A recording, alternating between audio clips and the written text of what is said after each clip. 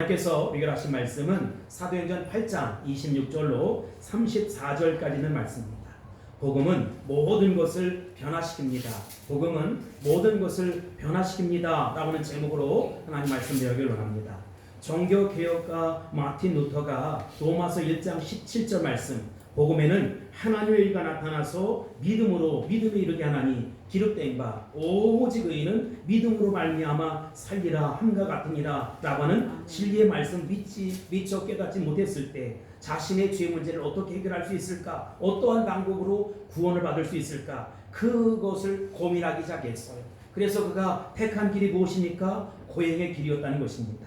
그래서 마틴 루터는 1510년 11월부터 1511년 4월까지 무려 6개월 동안 순례 여행을 떠나게 되는 것입니다. 그런데 여행 중 필수 코스로 거쳐가야 하는 곳이 딱 하나 있었는데 로마의 성계단 성당이라고 스칼라 산크타라고 하는 성당에 갔어요. 그 성당에는 뭐가 있느냐? 빌라도의 계단이 있다는 것입니다.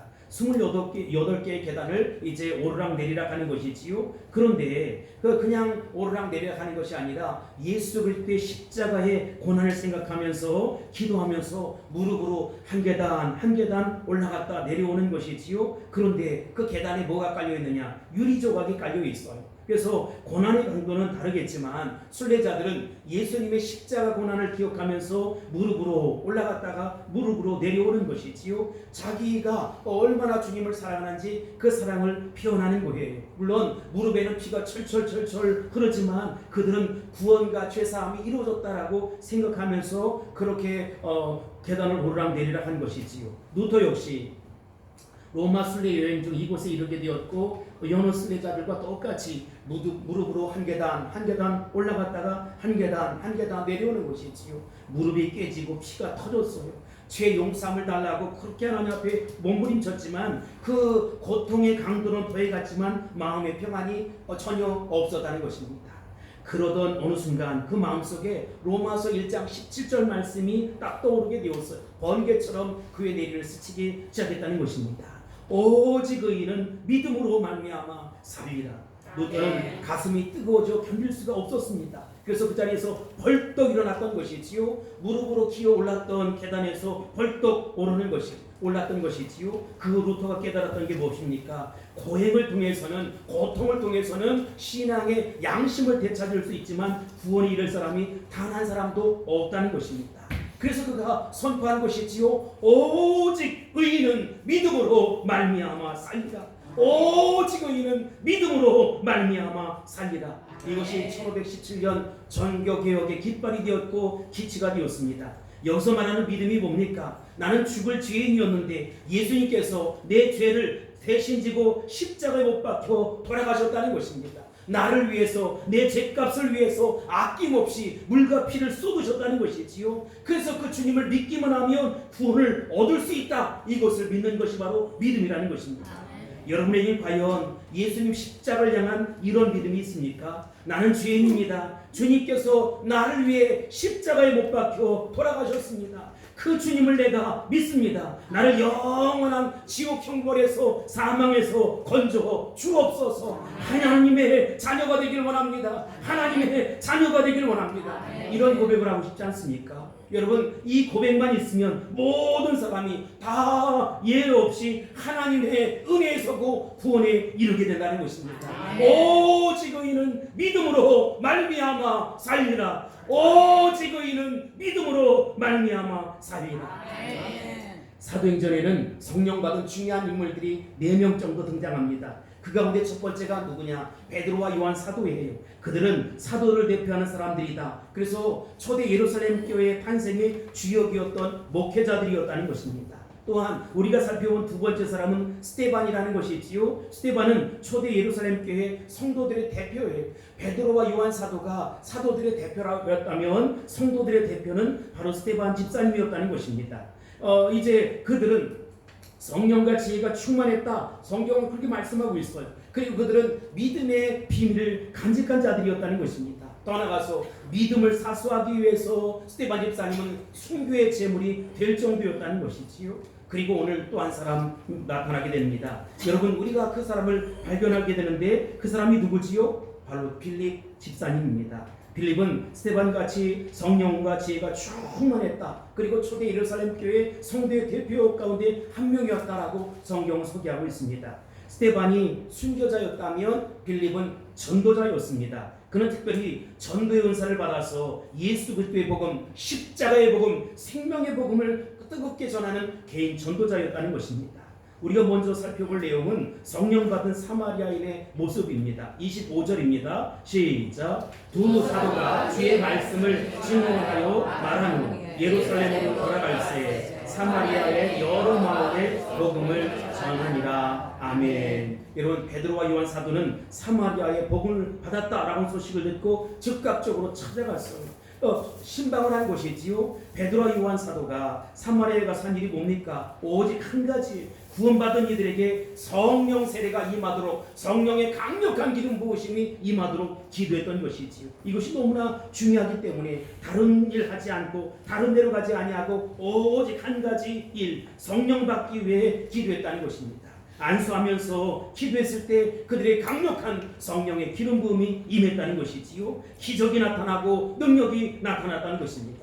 나는 여러분의 삶 속에도 맹숙한 삶이 아니라 성령의 강력한 기름 부음이 임하기를 주의 이름으로 축복합니다. 아멘. 기적이 나타날지어다. 아멘. 하나님의 능력이 임할지어다. 아멘. 구원받은 자들이 꼭 필요한 게 뭐냐? 성령 세례라는 것이지요. 성령 세례가 임하지 않으면 능력을 받을 수가 없어요. 능력이 없으면 전도를 해도 열매가 없는 것이지요. 능력받지 아니하면 죄와 싸워서 이길 수 없다는 것입니다. 마귀와의 한판의 전쟁에서도 이길 수 없다는 것입니다. 많은 사람들이 예수 믿어요. 예수 믿지만 능력이 없어요. 겨우 구원받은 것 하나, 자기 지탱하는 것이 다라는 것이지요. 그것 때문에 낑낑매고 살아가는 것이지요. 악을 쓰며 기도를 해도 겨우 5분 정도 기도합니다. 찬송을 올려드려도 찬송이 잘 되질 않아요. 전도가 잘 되지 않습니다. 미운 사람을 사랑할 힘이 도저히 없다는 것입니다. 이런 사람이지만 예수 믿는 사람은 분명해요. 예수님을 인정합니다. 그러나 능력이 없어요. 힘이 없어요. 그런 어떤 사람은 24시간 기도해도 짓지 않습니다. 일주일을 기도해도 짓지 않습니다. 20일 금식하고 40일 금식을 해도 전혀 문제가 없어요. 까딱 없어요. 쉽게 사람들을 용서할 수 있다는 것입니다. 이 사람은 기쁨이 안에서부터 흘러 넘치는 거예요. 배에서 생수의 강물이 넘치는 것처럼 기쁨이 흘러 넘치는 것이지요. 너무나 흥분이 되고 너무나 좋아서 잠을 이룰 수가 없는 것입니다. 이 사람은 예수도 믿지만 능력 있는 하나님의 사람인 것입니다.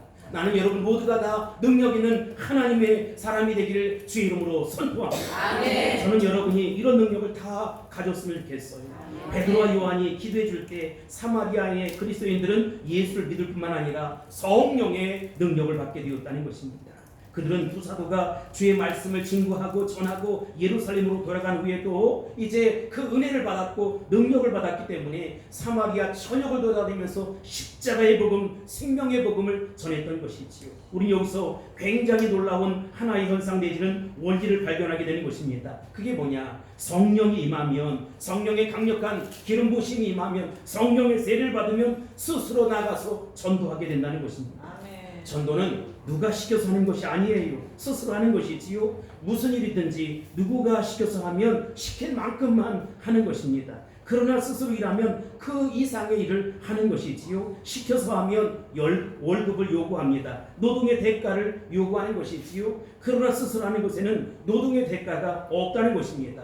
밤을 새워도 괜찮아요. 시켜서 하는 일은 언제나 피곤하고 따분하고 짜증이 나는데 스스로 좋아서 하는 일은 과로라는 게 없어요. 자기가 좋아서 하는 것은 과로가 아니라는 것입니다. 피곤이 아니라는 것입니다.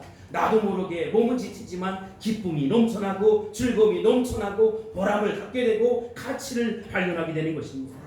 성령이 임하면 자기도 모르는 사이에 샘에서 물이 흘러나오듯 성령이 내 안에서 흘러넘쳐서 다른 사람들에게 선한 영향력을 끼치게 된다는 것입니다.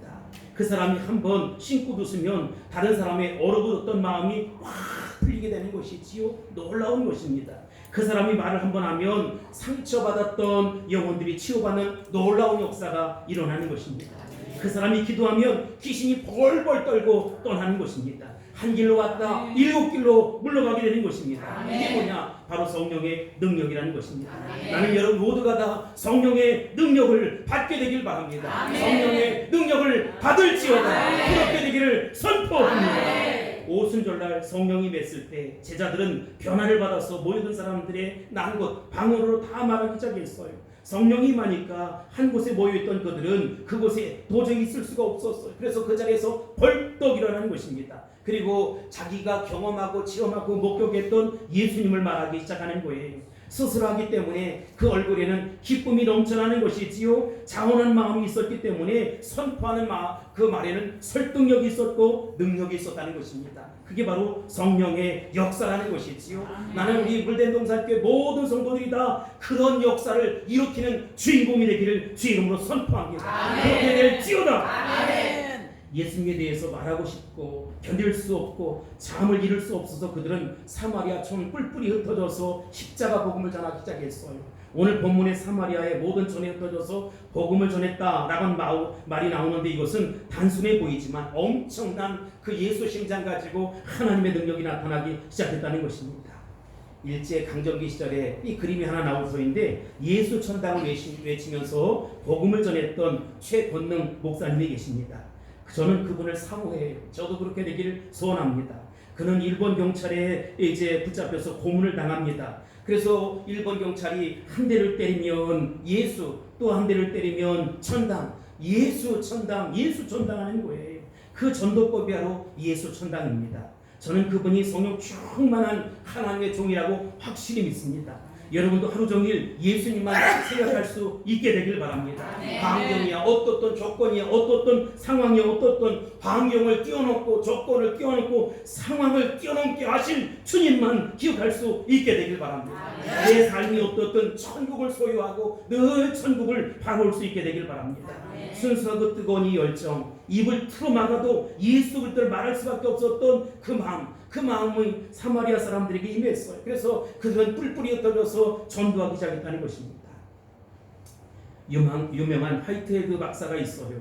예수 믿게 된 동기에 대해서 제가 전에 듣고 깜짝 놀랐어요. 그는 이제 교회 나오게 됐어요. 아니 우리 교회 당대 석학이 교회를 나오다니, 그러니까 담임 목사님 몹시 흥분한 겁니다. 그래서 야 저분을 어떻게 하면 감동시킬 수 있을까? 그러다가 이제 철학책도 공부하고 과학책도 공부하고 여러 서적을 뒤지기 시작하는 거예요.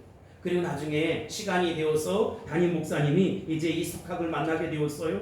그래서 묻습니다. 도대체 어떻게 예수 믿게 되었습니까? 제 설교에 어떤 부분에 은혜가 되었습니까? 라고 묻는 거예요. 그런데 목사님 설교 중에서 단 한마디도 은혜를 받지 못했다는 거예요. 아니 근데 교회를 왜 나와? 그래서 물었어요. 그럼 교회를 왜 나오게 되었습니까? 라고 했더니 사실은 눈이 오는 어느 날 외출을 했는데 어느 할머니가 길을 가다가 눈이 너무 많이 오니까 눈에 빠져서 돌아가시게 되었다는 거예요. 눈덩이 속에서 나오질 못해서 그를 이렇게 끄집어냈는데 그가 얼어 죽어가면서도 얼굴에 하늘의 평안이 있었다는 것입니다. 물어요. 지금 돌아가시려고 했는데 내가 구해주지 않았으면 돌아가셨을 터인데 할머니 도대체 어떻게 그런 참된 평화가 있습니까? 얼굴에 어떻게 그런 기쁨이 있습니까? 라고 물었어요. 그랬더니 그 할머니는 내가 지금 천국을 생각하고 있어. 내가 지금 천국을 생각하고 있어 라고 대답했다는 거예요. 여기서 화이트헤드 박사가 충격을 받게 되었던 것이지요. 저 할머니에게는 미소는 도대체 어떤 것일까? 나도 예수 믿으면 저 미소가 있을까? 나에게도 저 미소가 흘러나올 수 있을까? 그래서 예배당에 달려나왔다는 것입니다. 나는 여러분 모두가 다 그런 감격이 있기를 바랍니다. 그런 평안이 있기를 바랍니다. 그런 기쁨이 넘쳐나기를 바랍니다. 그렇게 될지어다. 다음으로 우리가 살펴볼 내용은 전도의 두 가지 방법이에요. 전도의 중요에는 두 가지가 있어요. 하나는 때를 얻든지 못 얻든지 성령의 능력을 받아서 시간과 공간을 초월해서 물 흐르듯이 성령의 인도함을 따라서 계속해서 복음, 십자가 복음을 전하는 것입니다. 또 하나는 특별히 하나님의 어떤 의도와 뜻이 있어서 이제 섭리와 목적이 있어서 한 사람을 향해서 계속해서 전도하는 것이지. 26절 보겠습니다. 시작. 주의 사자가 빌립에게 말하여 이르되 일어나서 남쪽으로 향하여 예루살렘에서 가사로 내려가는 길까지 가라 하니 그 길은 광야라. 아멘. 여러분 개인 전도에는 특별한 하나님의 의도가 있고 하나님의 섭리가 담겨져 있다는 것입니다. 아브라함을 생각해 보세요. 아브라함은 어느 날 적당히 예수 믿은 게 아니에요. 누가 전도해서 믿은 게 아니에요. 하나님의 특별한 섭리 가운데 하나님이 그를 개인적으로 초청했어요. 모세의 경우도 마찬가지입니다. 그 나이 80세가 지난 후에 이제 미디안 광야에 있었잖아요. 그런데 하나님이 신의 산으로 부르시는 거예요. 하나님은 이렇게 어떤 사람을 개인적으로 부르신다는 것입니다. 구약에 나타냈던 모든 선지자, 예언자들이 이사야라든지 예레미야라든지 에스겔, 다니엘 꼽듯이 모든 사람들이 적당히 예수 믿는 것이 아니라 하나님 부르심에 순종하는 삶을 살았다는 것입니다. 여러분, 우리가 특별히 개인 전도를 할 때 하나님의 이런 특별한 의도와 목적이 있다는 사실을 기억하시기 바랍니다. 바울 사도를 보세요. 그는 예수 믿는 사람들을 죽이려고 다메섹까지 달려갔어요. 다메섹이 어디입니까? 이스라엘 바깥에 나가서 저 시리아의 수도 다마스쿠스 아닙니까? 그곳에 가서 이제 예수 믿는 사람들을 붙잡으려고 갔다가 직접적으로 하나님의 음성을 듣게 되었다는 것입니다. 사울아, 사울아, 네가 나를 왜 핍박하느냐는 것입니다. 그래서 그 음성을 들었을 때 그는 옴짝달싹할 수 없게 되었다는 것이지요. 하나님 우리를 이렇게 특별하게 부르시도 한다는 것입니다. 이사야 43장 1절을 보세요. 나올 때 내가 너를 구속하였고 내가 너를 지명하여 불렀나니 너는 누구 것이래? 내 것이다. 이사야 49장 16절 내가 너를 내 손바닥에 새겼고 라고 말씀하고 있습니다. 또 이사야 44장 21절 말씀에 보면 야곱아 이스라엘아 이 일을 기억하라. 너는 내 종이라. 내가 너를 지었으니 너는 내 종이라. 이스라엘아 너는 나에게 잊혀지지 아니하리라. 아멘. 여러분, 내가 너를 구속하였고 내가 너를 지명하여 불렀나니 너는 내 것이다. 내가 너를 내 손바닥에 새겼고 야곱아 이스라엘아 이 일을 기억하라. 너는 내 종이라. 내가 너를 지었으니 너는 내 종이라. 이스라엘아 너는 나에게 잊혀지지 아니하리라. 참 재미있는 말씀입니다. 많은 사람들이 하나님 아버지께서 나를 그냥 내버려두는 걸 보니까 나를 잊어버리신 것 같아요. 나를 버린 것 같아요. 아니에요. 여러분, 우리를 절대로 잃어버리지 않는다는 것입니다. 잊지 않으신다는 것입니다. 손바닥에 새겨 놓았다는 것입니다. 너는 내 것이라고 말씀하시는 주의 음성을 꼭 기억하고 돌아가시기 바랍니다. 예수님 보세요. 예수님도 수천 명을 만나 전도하지 않았습니까? 근데 벳세다 광야에 가서 보리떡 5개, 물고기 2마리로 5,000명을 먹이고던 남는 그런 놀라운 역사가 있었잖아요. 예수님은 12제자를 특별히 지명해서 불렀어요. 예수님 수많은 사람들에게 시간을 많이 내준 것이 아니라 특별히 12제자에게 3년 반 동안 시간을 내서 소수의 제자들을 양육했어요. 길러냈어요. 물론 실패하기도 했지만 집중해서 전생애를 바쳐서 그렇게 그들을 양육했던 것이지요. 왜 그랬을까요? 이 12제자에게 세상을 맡기기 위함이라는 것입니다. 하나님이 바울 사도를 부르셨어요. 왜 그랬어요? 바울 사도에게 이방인의 세계를 맡기기 위함이라는 것입니다. 여러분, 우리를 왜 부르셨습니까? 왜 하나님의 자녀 삼아주셨습니까? 왜 그 가정에 시집가고 장가가게 했습니까? 왜 그 교회를 섬기게 했습니까? 하나님의 특별한 섭리가 있고 의도가 있다는 것입니다. 하나님 목적한 바가 있다는 것입니다. 원대한 그림을 볼 수 있어야 된다는 것입니다. 나의 영혼이 열려서 하늘 세계를 바라볼 수 있어야 된다는 것입니다. 남편 바라보고 아내 바라보고 부모 바라보고 자식 바라보면 짜증과 원망과 한숨과 가슴앓이만 나와요. 그러나 나를 향한 하나님의 계획이 있다는 것입니다. 나를 향한 왕의 의도가 있다는 것입니다. 그거를 발견할 수 있게 되길 바랍니다. 그것을 바라볼 수 있게 되길 바랍니다. 우리가 세 번째로 살펴볼 내용이 뭐냐? 개인 전도하는 빌립의 모습이지요. 26절입니다. 시작. 주의 사자가 빌립에게 말하여 이르되 일어나서 남쪽으로 향하여 예루살렘에서 가사로 내려가는 길까지 가라 하니 그 길은 광야라. 아멘. 이런 경우에 주의 사자가 나타났어요. 성령이 나타났다 이 말이지요. 빌립에게 아주 구체적으로 특별한 지시를 합니다. 개인 전도는 언론을 보기에는 별로 중요한 가치가 없는 것 같아요. 지금 여러 가지 지켜야 될 약속들과 계획이 많은데 그걸 다 포기하고 시간도 포기하고 물질도 낭비하고 예루살렘에서 어디로 갑니까? 가사로 내려가는 거예요. 가사 지나면 애굽이에요. 여러분, 그곳은 광야입니다. 더 이해할 수 없는 것은 지금 빌립이 사마리아에서 전도하는데 많은 열매들이 주렁주렁 맺히고 있는 거예요. 놀라운 기적의 역사가 나타나는 거예요. 능력의 역사가 나타나는 거예요. 그런데 도대체 왜 가사로 내려가라고 할까? 상식에 맞지 않아요. 이치에 맞지 않아요. 인간의 경험에 맞지 않아요. 가라고 하는데 사람 많은 것도 아니고 이것은 광야, 네게부, 사람이 살 수 없는 땅이라는 것입니다. 그런데 하나님이 그곳에 가래요. 우리 상식에 어긋나고 도저히 갈피가 잡히지 않을 때에도 우리는 주의 말씀에 순종할 수 있어야 된다는 것입니다. 잘 생각해 보세요. 빌립이 그때 떠나지 않고 광야에서 이렇게 내려가지 않았다면 에디오피아의 내시를 만나지 못했을 거예요. 그러니까 여러분, 타이밍이 중요합니다. 시간이 중요합니다. 하나님, 그 자리 가지 않고 제가 여기서 남은 생에 충성하며 살겠습니다 주장한다면 잘못된 생각이에요. 시간이 맞지 않는 순종은 순종이 아니라는 것이지요. 그 시간에 가야 순종입니다. 장소에 맞지 않는 순종은 순종이 아니라는 것입니다. 자기가 가고 싶은 대로 가는 것 순종이 아니에요. 하나님의 시간에, 하나님의 방법으로, 하나님의 장소에 가 있어야 하나님의 놀라운 역사가 일어난다는 것입니다. 오늘 교회가 왜 이렇게 많은 역사가 일어나지 않을까요? 한국에 6만 교회가 있는데 왜 역사가 잘 일어나지 않을까요? 영적인 눈이 없기 때문이라는 것입니다. 내가 얼마나 소중한 일을 하고 있는지 모른다는 것입니다. 교회는 너무나 상식적이 되었어요. 인간적으로 합리적인 결정을 한다는 것입니다. 어떻게 보면 하나님이 하시는 일이 사람의 눈에는 이상하게 보이는 거예요. 열매가 없어 보이는 거예요. 내가 하고 있는 일이 무기력하다, 무의미하다라고 생각되는 거예요. 그래서 시간을 투자하고 싶지 않고 물질을 투자하고 싶지 않은 것이지요. 현대교회가 다 그래요.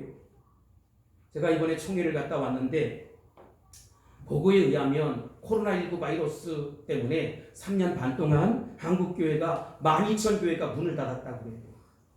12,000교회가 문을 닫는 한복판에 우리 교회가 개척이 되었어요. 여러분, 여러분들의 희생이 있었고 여러분들의 눈물이 있었고 여러분의 땀이 있는 것입니다. 그래서 주님의 몸된 교회가 무럭무럭 자라가는 것입니다. 앞으로 더 성장하게 될 것입니다. 하나님 나라 선교 완성이 분명히 이루어질 것입니다.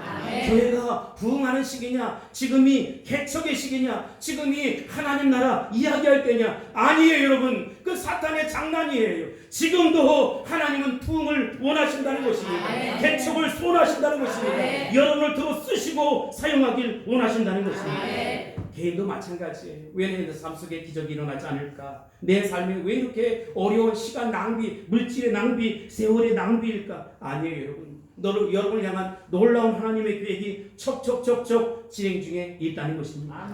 주님의 몸된 교회는 이런 의미에서 하나님의 음성에 귀를 기를 줄을 알아야 한다는 것이지요. 영적인 눈이 트여야 한다는 것입니다. 우리의 상식을 튀어포 버릴지도 모르겠어요. 불가능한 일에 도전하는 일일지도 모르겠어요. 하지만 하나님이 그쪽에 계획을 갖고 계시면 우리는 조용히 아멘으로 순종하는 것입니다. 순종의 결과가 무엇입니까? 27절, 28절입니다. 시작. 일어나 가서 보니 에티오피아 사람 곧 이디오피아 여왕 간다게의 모든 국도를 맡은 관리인 메시가 예배하러 예루살렘에 왔다가 돌아가는데 수레를 타고 선지자 이사야의 글을 읽더라. 아멘. 일어나서 가서 본다는 것이지요. 이 말이 저와 여러분에게도 상관이 있게 되길 바랍니다. 하나님의 음성이 들렸을 때, 성령의 음성이 들렸을 때 내 조건, 내 형편, 내 상식, 그 똑똑한 사람 찾을 필요 없어요. 기도 많이 하는 사람, 믿음의 사람을 찾아갈 수 있어야 된다는 것입니다. 빌립은 순종해서 일어나 가서 보니 하나님의 일이 그곳에 펼쳐져 있었다는 것입니다. 여기 이디오피아의 내시, 누구 내시라고 했어요? 간다게라고 했어요. 여러분, 바로는 남자를 칭하고 왕 가운데 바로는 남자를 칭하고 여자는 간다게라 이렇게 얘기했어요. 아무튼 여왕이지요. 이디오피아의 여왕의 이제 내시였다니까 큰 권력을 가진 사람입니다. 하나님은 나 한 사람을 보실 때 인류 전체를 보시는 것처럼 보실 때가 있다는 것이지요. 이 사람이 전도되면 이 애굽이 무너지는 것이지요. 영적으로 무너지는 것이지요. 사단의 그 괴계가 무너지는 것입니다. 예수님은 12제자에게 자기 생애를 다 쏟으셨어요. 왜냐? 이 12제자가 실력도 없고 능력도 없지만 세상을 뒤엎을 것이라는 확신이 있었다는 것입니다. 하나님께서 오늘 우리에게 이렇게 이 가정에, 이 교회에, 이곳에 우리를 심으셨어. 왜 그래? 나를 통해서 일하시겠다는 것입니다. 내 뜻, 내 생각, 내 방법, 내 모든 것들 다 버리고 하나님의 뜻에 순종할 수 있게 되길 바랍니다. 성령님께서 바로 이 사람이다 라고 말씀하시는 것이지요. 너는 지금 전도가 잘 되는 곳에 이곳을 떠나서 사람이 없는 저 사람이 살 수 없는 광야를 가라. 아니 내 이성에 맞지 않아요. 내 경험에 맞지 않아요. 내 논리에 맞지 않나요. 이건 합리적이지 않아요. 시간 낭비예요. 그런데 그 음성을 듣게 되었다는 것입니다. 그래서 하는 수 없이 순종했어요. 가서 보니까 한 사람을 만났어요. 성령의 음성이 또 들렸습니다. 그 사람에게 가라는 거예요. 빌립이 달려갑니다. 가서 보니까 이디오피아의 그 간다게 여왕의 그 내시예요, 여러분. 근데 그가 이사야의 글을 읽고 있어요. 빌립이 어떻게 해야 될까? 가서 어떻게 해야 될까? 갔는데 당신 뭐요? 라고 이야기하면 얼마나 당황스럽겠어요. 그런데 이 에디오피아 내시에는 성경을 읽고 있어요. 빌립의 전도는 너무나 간단해요. 하나님 당신을 사랑합니다. 이렇게 얘기하지 않았어요. 지금 뭐 하십니까? 라고 물었어요. 지금 읽는 것을 이해하십니까? 라고 간단하게 물었어요. 이것이 빌립이 첫 번째 한 말이었어요. 우리 가끔 어려운 일에 직면합니다. 우리가 원하는 계획이 이루어지지 않습니다. 우리 생각대로, 우리 뜻대로 모든 일이 돌아가지 않습니다. 그럴 때 우리는 좌절하는 것이지요. 하나님이 정말 나와 함께 하실까? 하나님이 정말 이것을 기뻐하실까? 여러분, 마귀의 장난이에요. 여러분, 세상 만사가 모두 원하는 대로 풀리지 않을 때 할렐루야를 외치시기 바랍니다. 내 뜻대로 되지 아니하고 하나님 뜻대로 되어가는 것입니다. 하나님 뜻대로 이루어져가는 것입니다. 요셉을 보세요. 그는 네 커트가 있을 텐데 깊은 우물에 들어가 있어요. 하나님이 자기를 버린 것 같았어요. 그래도 그는 하나님을 의심하지 않았어요. 최선을 다합니다. 그때 그는 건짐을 받게 되었어요. 그는 자기 형들의 미움을 받아서 고향을 등져야만 했어요. 사랑한 아버지 어머니를 등져야만 했어요. 알지 못하는 이방 나라의 노예로 팔려가는 것이지요. 그리고 보디발 장군의 집에 노예가 되었어요. 최선을 다했지요. 정노릇을 잘했다는 것입니다. 근데 나쁜 여자를 만났어요. 오해를 받았어요. 아니 최선을 다했는데 믿음을 지켰는데 감옥에 들어가게 되었어요. 그것이 그 인생의 전부인 것만 같았다는 것입니다. 우물 속에 들어가고 외국인에게 낙오된 생활을 하고 정살이하고 노예살이하고 감옥살이하고 모든 일들이 다 끝장만 나는 것 같았어요. 하나님 어찌 이런 일이 일어날 수 있습니까? 어떻게 나에게 이럴 수 있습니까? 여러분 그 뒤면 그 방법이어야 그가 애굽의 총리가 될 수 있었다는 것입니다. 이것은 하나님의 각본이었고 하나님의 놀라운 계획이었다는 것입니다. 여러분의 실패는 하나님 성공을 위한 각본이라는 것입니다. 우리가 기도해서 건강을 얻었습니다. 그러면 그것은 우리가 하나님 앞에 응답받은 것이고 축복받은 건 맞아요. 분명히 하나님의 응답이고 축복이에요. 병들었거나 부도났거나 패배한 것은 결국 그러나 좌절이 아니라는 것입니다. 축복만 받아야 되는 것이 아니라 그 좌절 속에서 하나님을 더 깊게 만나게 되었다는 것입니다. 바울 사도가 그래서 빌립보서 4장 11절로 12절에서 이렇게 고백했어요. 뭐라고 고백했습니까? 시작. 내가 궁핍함으로 말하는 것이 아닙니다. 어떠한 형편이든지 나는 자족하기를 배웠노니 나는 비천에 처할 줄도 알고 풍부에 처할 줄도 알아. 모든 일 곧 배부름과 배고픔과 풍부와 궁핍에도 처할 줄 아는 일체의 비결을 배웠노라. 아멘. 여러분 바울 사도의 신앙이 무엇입니까? 가난해도 하나님을 찬양하겠다는 것입니다. 부유해도 하나님을 찬양하겠다는 것입니다. 병들어도 하나님을 찬양하고 건강해도 하나님을 찬양하겠다는 것입니다. 실패해도 하나님을 찬양하고 성공해도 하나님을 찬양하겠다는 것입니다. 부자가 된 것, 가난하게 된 것, 성공하는 것, 실패하는 것, 건강하고 아픈 것, 그것이 중요한 것이 아니에요. 나는 모든 상황, 어떤 상황 속에서도 나는 하나님을 찬양하겠다. 하나님 앞에 감사함을 배웠다. 내게 능력 주시는 자 안에서 내가 모든 것을 할 수 있다. 나는 능력이 없지만, 나는 지혜가 없지만, 나는 힘이 없지만 능력의 원천이시고 지혜의 원천이시고 실력의 원천이신 하나님 아버지께서 나에게 실력과 지혜와 능력을 공급해 주실 것이다. 풍성하게 허락해 줄 것이다. 나는 그것을 믿는다는 것입니다. 여러분 이런 일치의 비결이 저와 여러분에게 나타나기를 주의 이름으로 축복합니다. 저는 여러분이 병낫기를 바라요. 그리고 부자 되길 바라요. 사업에 성공하길 바라요. 그리고 여러분 그 모든 것 속에 하나님 앞에 영광이라는 것이지. 목사님 내가 너무 힘들어요. 병 때문에 고통스러워. 여러분 그래도 영광 돌리세요. 실패도 영광 돌리세요. 실패의 끝에는 하나님의 성공이 기다리고 있다는 것입니다. 내가 눈물 흘리는 것 하나님이 아실까요? 모르실까요? 내가 가슴앓이 하는 것 하나님 아실까요? 모르실까요? 내가 정말로 말도 안 되는 억울함을 당하고 비참한 꼴을 당하는 것 하나님이 아실까요? 모르실까요? 아시지요. 아시는데 왜 그 상황 속에 집어넣을까요? 더 놀라운 그릇으로, 더 큰 그릇으로, 더 멋진 그릇으로 넓히기 위함이고 세우기 위함이고 사용하기 위함이라는 것입니다. 성령의 음성에 귀를 기울이시기 바랍니다. 하나님의 음성에 귀를 기울이시기 바랍니다. 나의 인생의 결과가 이렇다. 난 정말 실패한 인생이야. 아니에요, 여러분. 여러분이 볼 때는, 세상 사람이 볼 때는, 친구가 볼 때는, 아니 가족들이 볼 때는 실패한 인생이지만 결과는 하나님께 있다는 것입니다. 강력해 선을 이루어가실 것입니다. 하나님을 의심하지 마세요. 염려하지 마세요. 걱정하지 마세요. 사람들이 비참하게 바라볼지라도 찬송하며 유의자적 믿음으로 달려갈 수 있게 되길 바랍니다. 믿음의 그 길 속에 놀라운 하나님의 은혜가 있고 천국이 예비되어 있고 하나님의 축복이 기다리고 있다는 것입니다. 그래서 나의 좌절과 실패와 고난은 더 큰 축복을 예비하기 위함이라는 것입니다. 31절 볼까요? 시작. 대답하되 지도에 드는 사람이 없으니 어찌 깨달을 수 있느냐 하고 빌립을 정하여 수레에 올라 같이 앉으라 하니라. 아멘. 전도란 하나님이 이미 택하시고 부르시고 정하신 그 사람을 데려오는 것이지요. 간단합니다. 내가 가서 사람 설득해서 그 사람 변화시킬 수 없어요. 착각하지 마세요. 여러분, 내가 남편 왜 나는 이러지? 내가 지금 내 집들이 뭔데 우리 남편은 이러지? 내 아내는 이러지? 우리 자식들은 이러지? 여러분, 사람이 사람을 어떻게 변화시켜요? 그건 하나님의 영역이에요. 그건 하나님께 맡겨야 되는 거예요. 하나님이 하실 거예요. 때가 이때 거두게 하실 거예요. 하나님이 이미 준비해 놓은 것을 따는 것이지요. 제가 우리 김전수 집사님 고향에 갔더니 감이 얼마나 많이 매달려 있는지 작년에 말이지요. 감이 주렁주렁 매달려 있어요. 그런데 저 여인은 아주 예쁜거 그냥 고개를 빳빳이 들고 감을 얼마나 잘 따는지. 나는 감을 잘 못 따가지고 그냥 밑에서 그냥 기도만 열심히 하나님 정말 저렇게 하루 종일 하늘만 쳐다보고 고개를 이렇게 얼마나 아플까. 하나님 아프지 않게 도와주세요. 내일 주일인데 교회 와야지 하고 열심히 기도했어요.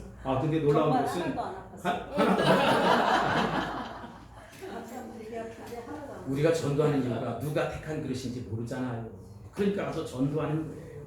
미련하게 전도하는 거예요. 하나님 하면서. 여러분, 우리 남은 생에 행복한 전도자로 살아야지.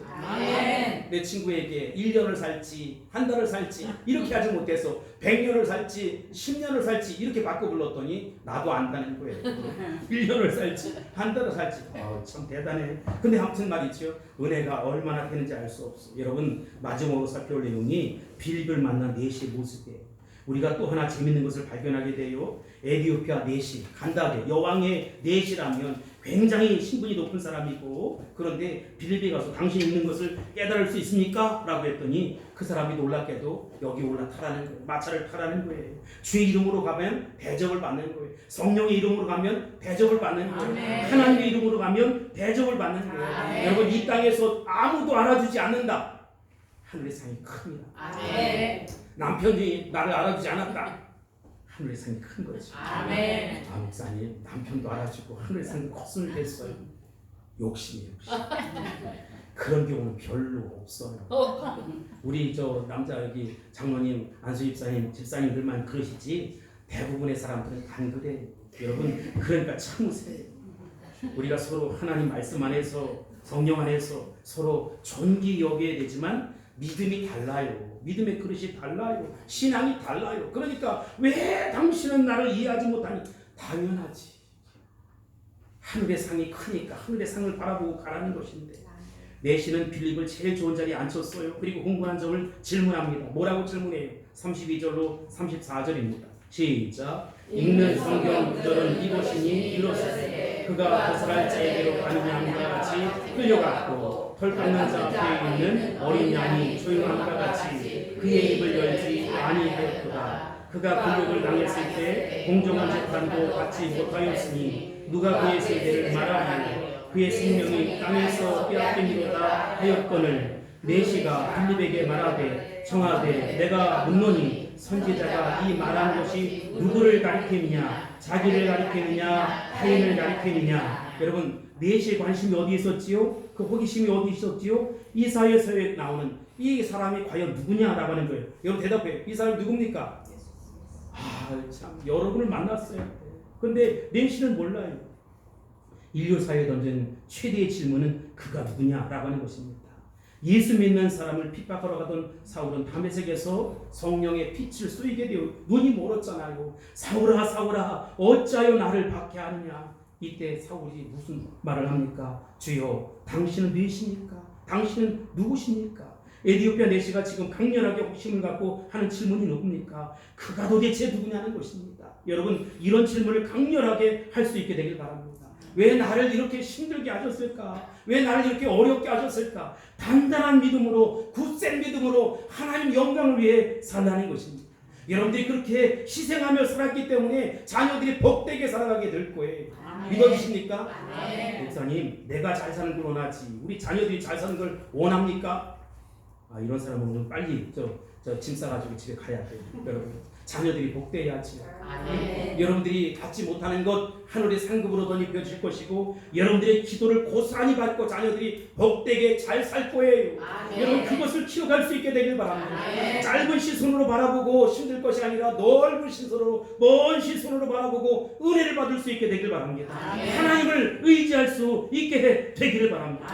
어찌하여 지금도 예수를 위해서 목숨을 거는 사람들이 많이 있을까요? 어찌하여 이렇게 목사가 되고 선교사가 되고 그렇게 일어서는 사람들이 주를 이을까요? 예수님이 만약 죽은 분이라면 도대체 우리가 하는 것은 다 헛것 아니겠습니까? 누가 큰 돈 준다고 일합니까? 아니에요. 월급을 줘 사는 것입니까? 아니에요. 주여 당신은 누구십니까? 그 한 분에 대한 이 수수께끼가 지구상의 모든 문제를 다 풀어버린다는 것입니다. 고난이 풀려요. 그분에게 해답이 있습니다. 그분에게 정답이 있습니다. 우리의 개인에게서 영혼의 문제가 그분 때문에 풀린다는 것이지요. 영생의 문제도 그분 때문에 해결되는 것입니다. 철학에 대한 해답도 예수 그리스도, 교육에 대한 해답도 예수 그리스도, 행복에 대한 대답도 예수 그리스도, 경제에 대한 해답도 예수 그리스도, 나의 질병에 대한 해답도 예수 그리스도, 영혼에 대한 해답도 예수 그리스도라는 것입니다. 인정하시면 아멘. 격하게 아멘. 복음은 모든 것을 변화시켜요. 예수 그리스도는 모든 것을 변화시켜요. 누구든 예수 앞에 나오기만 하면 된다는 것이지요. 그분 앞에 내 생애를 맡길 수 있게 되길 바랍니다. 일어나는 일, 나타나는 현상, 이 조각난 그런 모습 때문에 흔들 것이 아니라 나의 이 믿음이 나를 변화시키고 내 가정을 변화시키고 교회를 일으키고 또 사회를 변혁시키고 이 나라 이 민족을 세워간다. 세계 민족과 열방이 이 예수 보배로운 믿음 때문에 달라진다, 부흥한다, 성장한다, 축복이 임한다 확신할 수 있게 되길 바랍니다. 아멘. 그러므로 지금은 이제는 우리가 십자가 복음으로 변화될 차례입니다. 다른 사람 변화를 기대하지 마세요. 내가 변화될 수 있게 되길 바랍니다. 그런즉 누구든지 그리스도 안에 있으면 새로운 피조물이다. 이전 것은 지나갔으니 보라 새 것이 되었도다. 보라 새 것이 되었도다. 보라 새 것이 되었도다. 완전한 변화로 하나님 앞에 능력받고 쓰임받는 복된 인생 되기를 예수님 이름으로 축원합니다. 그런 되기를 선포합니다. 기도하겠습니다. 고마우신 아버지 하나님 감사합니다. 예수 보배로운 이름으로 내가 달라지게 하옵소서. 변화되게 하옵소서. 새로워지게 하여 주옵소서. 완전한 변화가 우리 가정에 임하길 소원합니다. 내 자손들이 나의 희생 눈물 기도를 통해서 온전히 변화되기를 소원하며 기도합니다. 우리 교회가 나의 희생 눈물 기도를 통해서 부흥되기를 선포합니다. 아버지 이 나라 이 민족이 얽히고 설킨 문제도 이 눈물의 기도 이 희생 기도 때문에 달라지길 소원합니다. 그렇게 될지어다. 그렇게 될지어다. 예수님의 이름으로 기도합나이다. 아멘.